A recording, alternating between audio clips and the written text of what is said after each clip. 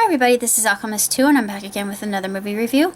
I just recently had a chance to see Big Friendly Giant, or BFG, and that was actually sent to me by my tremendous love, TTR. And to be honest with you, I absolutely loved every second of it. I thought that the CGI was absolutely cosmic, and the actors and actresses that were involved were spot on, especially the one who played Sophie. I thought that's exactly how I would have pictured her, because I grew up with the cartoon when I was a young girl, and it matched everything that my imagination could dream up. And my favorite part is when Sophie and the BFG go into dream country and we get to see different kinds of dreams, and it's absolutely breathtaking. And I was transfixed the entire time. It was just such a magical, ethereal film, and especially the soundtrack is done by John Williams. And I knew it was because as soon as I heard the opening strains and the background music and symphonic quality of it, I thought, yeah, that's my boy, that's John. And it sounded very reminiscent of Harry Potter films, which, you know, didn't surprise me all that much because it takes place in England. And I liked the fact that they had the actress who plays Matthew Crawley's mom. Of course, I can't think of her name right off the top, but as her role as the queen, it fit her to a T. I mean, I don't think they could have done any better with finding a more consummate actress. And as far as movies are concerned, I loved every second of it, and I thought it was one of the best live-action CGIs I've seen so far. And they're based on stories we've heard and have grown up with ever since we were children.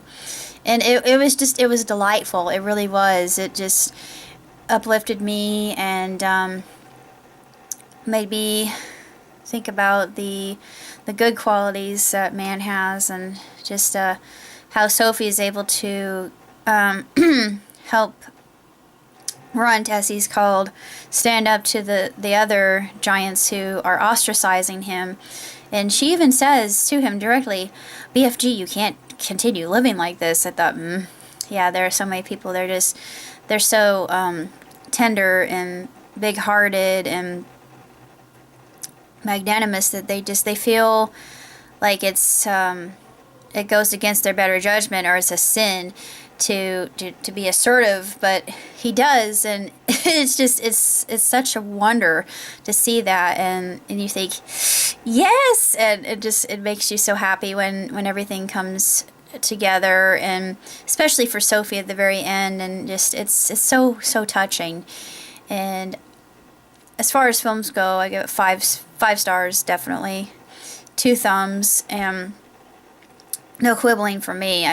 As far as I'm concerned, it was a perfect film, and I think Roald Dahl would have been very, very pleasantly surprised and happy with it. And just the look that they had for all the characters was, you know, spot on. And Spielberg hit another one out of the park as far as I'm concerned. And, you know, kudos to Disney for actually doing that. It made me just happy to be alive.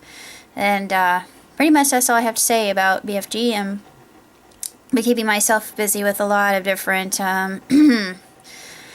projects, and the main project I'm working on right now is one that TTR actually spun my way, which he called Indian Joe. It's just another going title. I'm calling it Joe of Antiquities, but it's a franchise. There are going to be 7 films in all, 7 being both our lucky numbers.